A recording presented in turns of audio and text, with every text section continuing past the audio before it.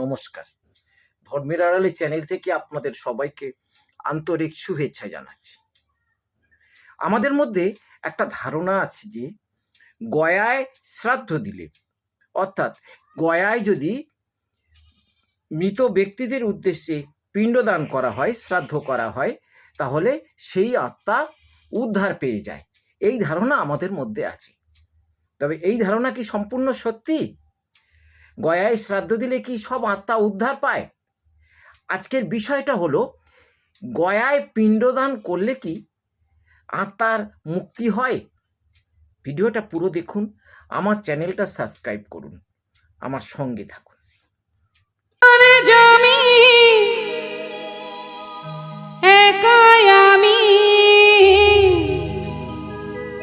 খুঁজি গো তোমায়। আমি ভাগবত থেকে এই ঘটনার ব্যাখ্যা করার চেষ্টা করছি।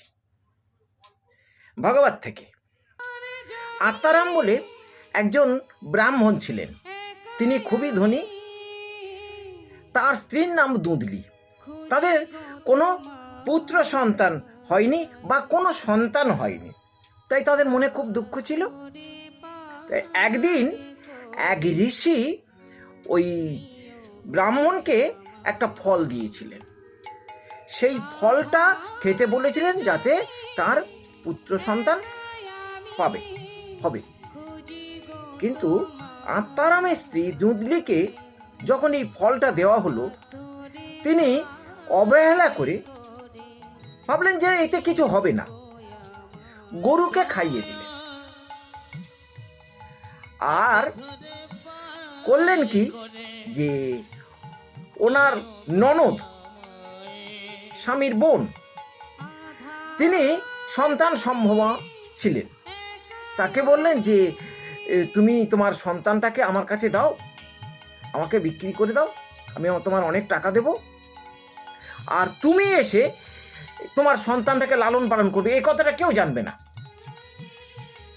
আমি এই ফলটা খেয়েছি এবং এরপরে ফলে হচ্ছে আমার গর্ব হয়েছে, আমি অন্তরালে চলে যাব, তুমি তোমার সন্তান হয়ে যাওয়ার পর আমাকে সন্তান দেবে, তোমার দাদাই কটা জানবে, কিন্তু আমি যে ফলটা খাইনি, আমি যে ফলটা গরুকে দিয়ে খাইয়েছি, এ কথা কেউ জানবে না। তো পয়সার লোভে, অর্থের লোভে রাজি হয়ে গিয়েছিল আত্মারামের বোন। তারপরে যথারীতি তিনি নকল গর্ভ সাজিয়ে ব্রাহ্মণকে দেখিয়েছে এবং কোনো এক সময় তার ননদের সন্তান হয়েছে, সন্তান ননদ দিয়ে গেছে চুপিসারে এবং তার বিনিময়ে অর্থ পেয়েছে। তো ব্রাহ্মণকে বললেন যে আমার বক্ষ দুগ্ধে তো তোমার সন্তান লালন পালন হচ্ছে না, অসুবিধা আছে, তা তুমি তোমার বোনকে নিয়ে এসো, তোমার বোনের ছেলেটা নাকি মারা গিয়েছে। রাজি হলো। রাজি হওয়ার পরে বোন এসে থাকলো, অর্থের লোভে যা হয় আর কি, থাকলো এবং বাচ্চাকে মানুষ করলো। ইতিমধ্যে কাণ্ডটা হয়েছে কি, যে ফলটা ঋষি দিয়েছিলেন সেটা গরুকে তো খাইয়েছে, গরু গর্ভবতী হয়েছে। গর্ভবতী হওয়ার পরে ঠিক সময় মতো গরুও একটা সন্তান প্রসব করেছে। কিরকম? একদম মানুষের মতো, শুধু গরুর মতো দুটো কান আছে। তা ব্রাহ্মণ সেই সন্তানকে লালন পালন করলেন এবং নিজের সন্তান বলে যাকে তার স্ত্রী বলেছিলেন তাকেও লালন পালন করলেন।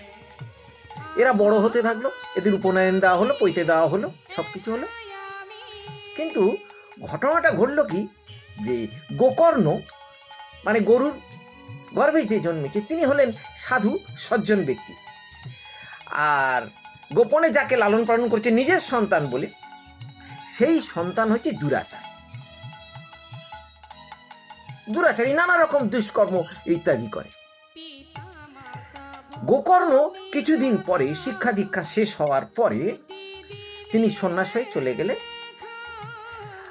আর এই যে সন্তানটাকে লালন পালন করেছিল দুধকারী, এই দুধকারী অতীব দুর্জয় হলো, অত্যাচার করতে লাগলো, বাম্মার প্রতি অত্যাচার করতে লাগলো এবং বাম্মাকে বাড়ি থেকে তাড়িয়ে দিয়ে তাদের সম্পদ সব হস্তগত করলো। কিন্তু দুশ্চরিত্র তো কি করলো, যে 5 জন পতিতাকে নিয়ে তার বাড়িতে রেখে দিল। বাবা মাকে বাড়ি থেকে তাড়িয়ে দিল, মা আত্মহত্যা করলো। বাবার সঙ্গে গোকর্ণ দেখা হলো। গোকর্ণ বাবাকে পরামর্শ দিলেন যে তুমি সন্ন্যাস হয়ে অরণ্যে বসবাস করো, আর সংসারে যাও না, সংসারে অনেক জ্বালা আছে, সংসার তোমাকে অনেক যন্ত্রণা দিচ্ছে, তুমি আর সংসারে যাও না। গোকর্ণ সেই হিসেবে বনে থেকে ঈশ্বরের সাধনা করতে লাগলো। ইতিমধ্যে ওই 5 জন যে পতিতাকে নিয়ে তাই গৃহে এনে বসবাস করতে লাগলো, তাদের লোভ উত্তরোত্তর বাড়তে লাগলো। তারা একদিন বলল, আমাদের অনেকগুলো অলংকার প্রয়োজন আছে, তুমি এনে দাও। দুধকারী রাজি হয়ে গেল।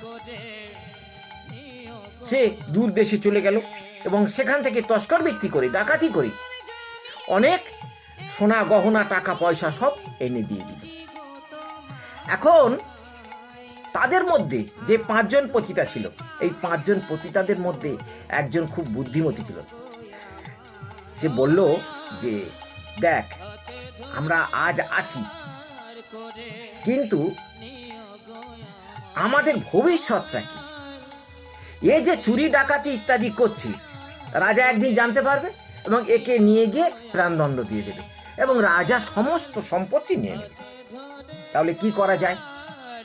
যে রাজা একে ধরার আগে আমরা একে মেরে ফেলব। আমরা একে মেরে ফেলার পরে সমস্ত সম্পত্তি নিয়ে, সোনা গহনা নিয়ে, অর্থ নিয়ে পালিয়ে যাব। যেমন কথা তেমন কাজ করলো। 5 জন মিলে ঘুমন্ত অবস্থায় ধুঁতকারীকে মেরে দিল। ধুঁতকারী মারবার পরে, মরে যাওয়ার পরে প্রেত হলো, কারণ অপকর্ম করেছিল তো, তাই প্রেত লোকে, নিম্ন লোকে বসবাস করতে লাগলো এবং অত্যাচার করতে লাগলো। একদিন গোকর্ণ বিভিন্ন তীর্থ থেকে ঘুরে এসে পিতৃগৃহে এসে দেখলো যে পিতৃগৃহ শূন্য। তখন গভীর রাত্রি। সেই গভীর রাতে গোকর্ণ নিজের গৃহে আঙিনায়, সন্ন্যাসী তো সন্ন্যাস নিয়েছেন তো, আঙিনায় রাত্রি যাপন করলেন। রাত্রিবেলা, গভীর রাত্রিবেলা ওই ধুঁতকারী বিভিন্ন রূপ ধারণ করে গোকর্ণকে ভয় দেখাতে লাগলো। গোকর্ণ সন্ন্যাসী, কোনো কিছুতে ভয় করে না, আর কোনো কিছু তার ক্ষতিও হয় না। গোকর্ণ তখন শান্তভাবে জিজ্ঞেস করলো, তুমি কে? ধুঁতকারী বলল, আমি তোমার ভাই। তো তুমি এরকম দুর্জয় রূপ ধারণ করছো কেন? নানা রকম রূপ ধারণ করছো কেন? তুমি আমাকে ভয় দেখাচ্ছ কেন? বা এই রকম অবস্থায় তুমি আছো কেন? তুমি কি বেঁচে আছো? বললো, না, আমি বেঁচে নেই, আমি মারা গেছি। 5 জন পতিতা যাদের নিয়ে রেখেছিলাম তারা আমাকে মেরে দিয়েছে, আমি খুব খারাপ অবস্থায় আছি। তাহলে তুমি মুক্তি পাচ্ছ না কেন? আমি তো তোমার নামে গিয়ে গয়ায় পিণ্ড দান করতে পারি। বলে, হ্যাঁ, তাই করো করে আমাকে মুক্তি দাও ভাই। বেশ। ধুঁতকারীর এই কথা শুনে অতিত্ব আত্মার দুর্দশা দেখে গোকর্ণ গয়াতে গিয়ে পিণ্ডদান করল। এর কিছুদিন পরে আবার সেই ধুঁতকারী গোকর্ণ সামনে এসে গভীর রাত্রে হাজির হলো। গোকর্ণ বললেন, কি ব্যাপার ভাই, তুমি আমার কাছে এসে তুমি কি মুক্তি পাওনি? বলল, না, আমি মুক্তি পাইনি। গোকর্ণ বললেন, গয়ায় পিণ্ডদান পরে যদি তুমি মুক্তি না পেয়ে থাকো, তোমার মুক্তি অসম্ভব।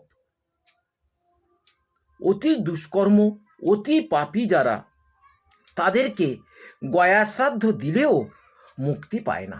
আমি এই কাহিনীটা ভাগবত থেকে আপনাদের জন্যে তুলে ধরলাম। নমস্কার।